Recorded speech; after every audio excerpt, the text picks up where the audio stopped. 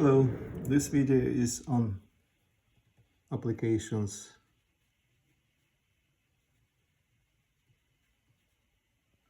of Sylow theorems.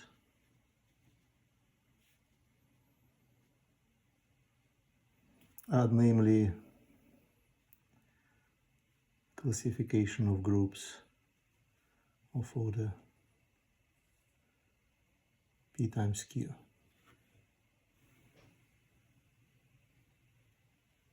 P and q here are primes. So we have our group order written as a product of just two primes, and they're distinct.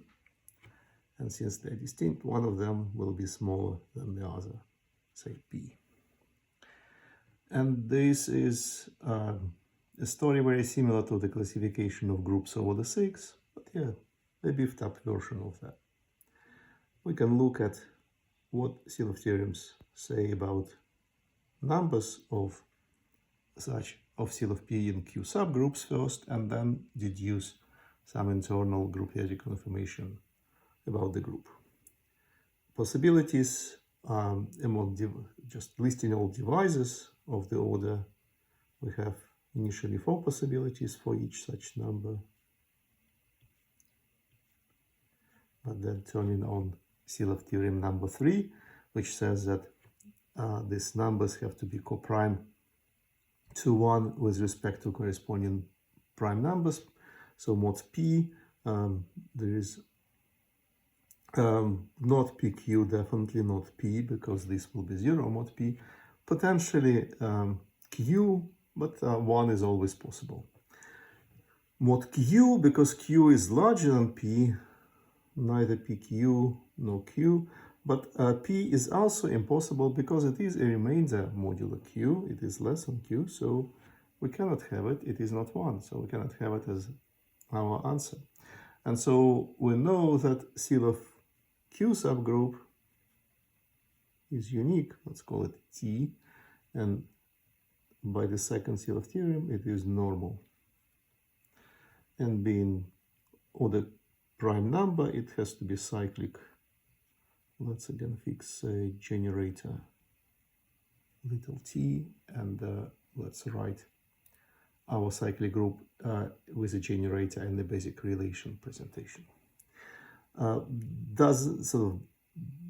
Here we have a freedom, we have a choice between possible answers. Let's look at when the second answer is possible. So if NP is equal to Q, Q has to be congruent to 1 mod P to satisfy Sylow theorem number 3. So it is only possible when P divides Q minus 1.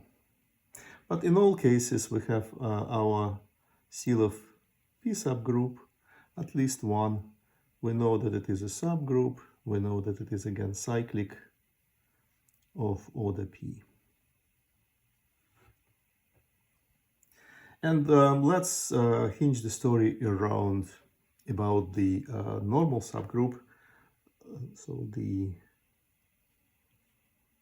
order being Q implies that the index is P, and so we can use elements of the group S we chose to list all possible elements to really separate G into a disjoint union of T cosets, say from the right, and then we'll have this disjoint union of P cosets. And that is effectively listing all elements of our group as products of S and T in a particular order. So T power comes first, and then S power follows. And then that in particular means that the group is generated by its two elements, little s and little t, and the defining relations, which we already know, are as follows. And as with groups over the 6, all we need to know now is what is S times T. If we know the answer for that, then we will be able to which will be a power of t times power of s, possible template. And if we know this answer as a power of t times power of s, we know everything. So we will know everything about our group, about the group operation of it. What do we know about this product? As before, it is an element of the t coset computed from the right, which by normality of t is the same as the left coset. So that is using normality of t, which we deduced from the Sylow theorem.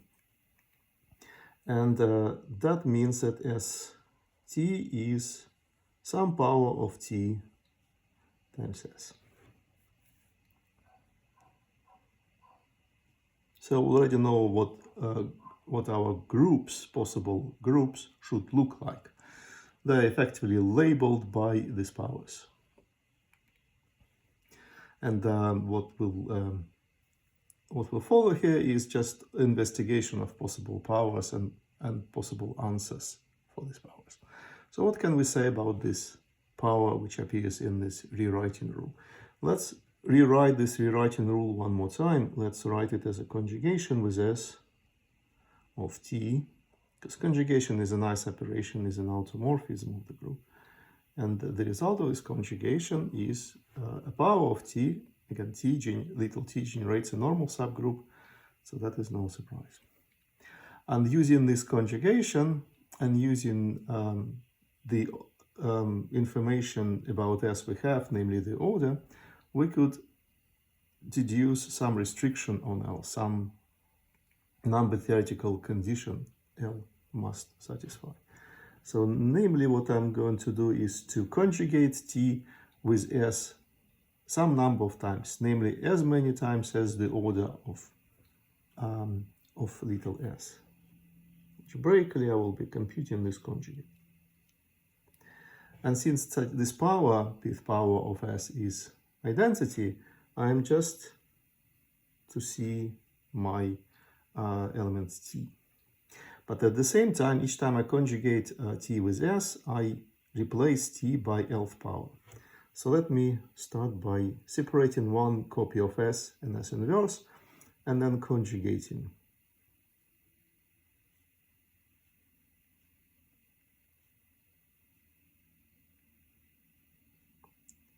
So this inner conjugate, the middle conjugate, is just lth power of t. But conjugation is an automorphism, it's multiplicative, so I can rewrite it as iterated conjugation with s of t, but to the nth power. So this is because conjugation with s or any of its powers is an automorphism. And now we can sort of turn on the induction. Each time we conjugate with s, taken from these powers, we raise it t to the power l, and then we are supposed to conjugate totally p times. So by induction, we will see t to the l, but p times. And that is the equation we get. So t has to satisfy, has to coincide with this power of itself. And that can be turned into a number, into congruence, because we know what is the order of t, what is the cycling behavior of powers of t. It is modulo q.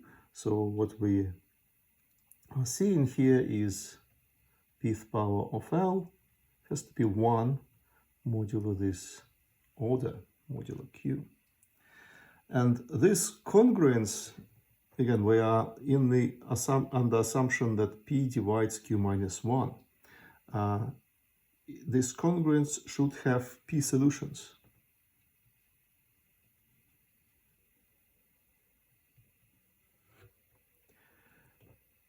The sort of one way of of interpreting this equation is that we are looking at equation something to the power p is equal to 1 in the multiplicative group of numbers modulo q.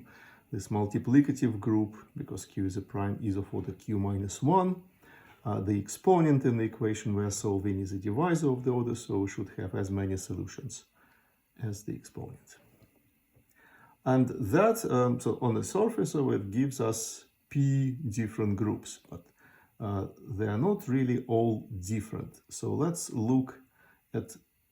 go back to our construction process and let's see what choices did we make. And these choices can be made differently, and they will affect the presentation of the group. And the group itself will be the same, so that will be a way of identifying seemingly different answers. So one particular choice which will affect this exponent L is the choice of the generator, in a cyclic group of order P. Let's consider a different choice.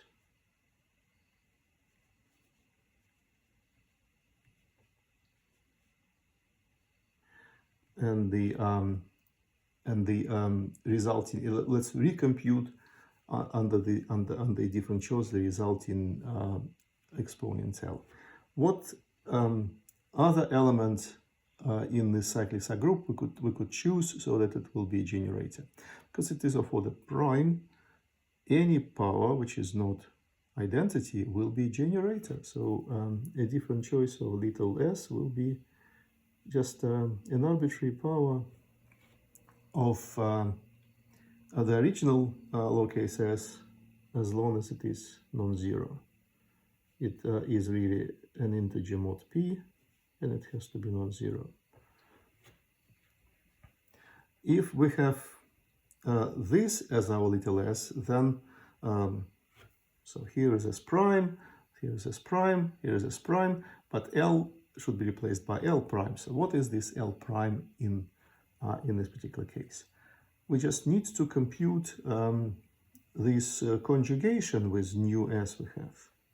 So we need to conjugate t with s prime.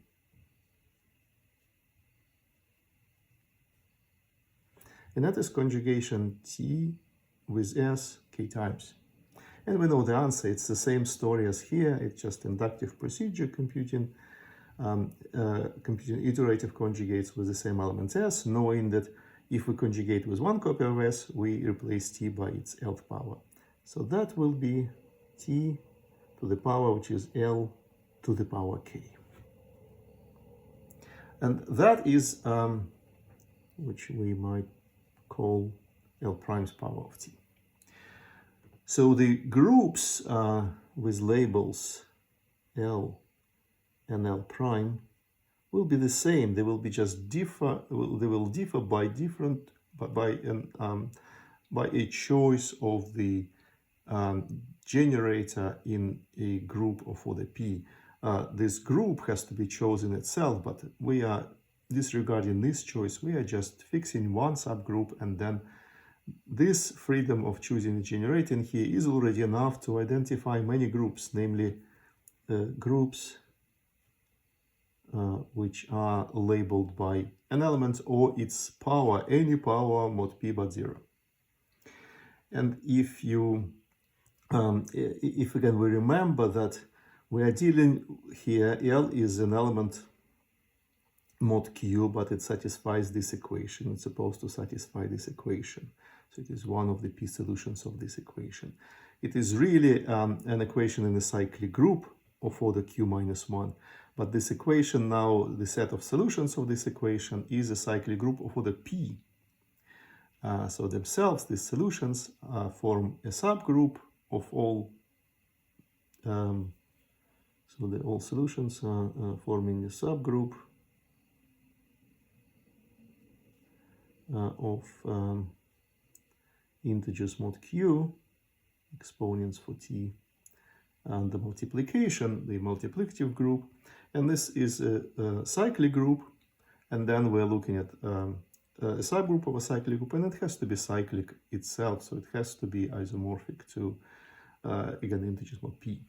And in this cyclic group, in this multiplicative group, we are looking at this identification when we are allowed to raise an element to the power, which is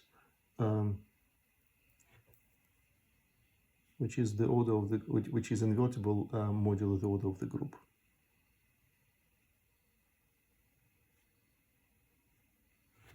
So the subgroup of this multiplicative group of order P.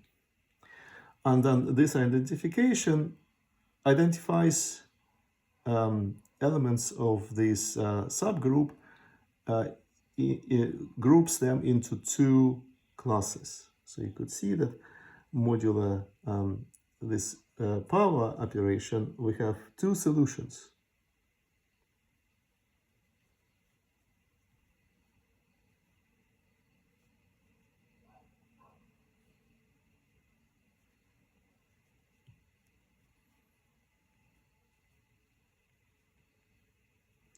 The first solution is when L is 1.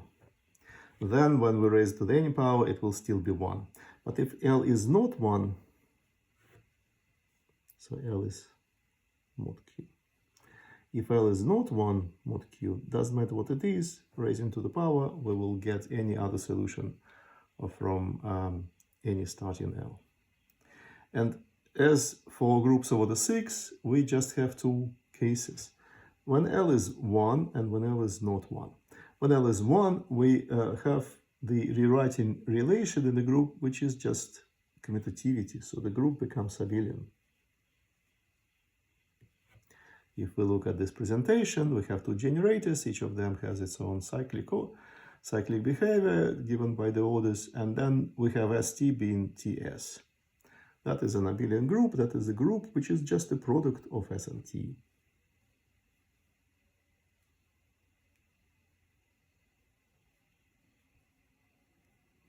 And it is a product of two cyclic groups because factors are cyclic, and it is cyclic itself because orders are coprime. The second case, the other case, is non-abelian, and we just have this this group. So we have this GL. It doesn't matter what L is, as long as it is 1, it is effectively the same group. So all groups for different L's, as long as they're not 1, are isomorphic. Let's look at one special case. Example, the case when P, the smallest prime, is 2. So then, the order of the group is 2 times a prime. Then we have again these two cases which are separated by this exponent or by the property of being or not being abelian. In an abelian case, we have cyclic group of order 2q. In a non-abelian case,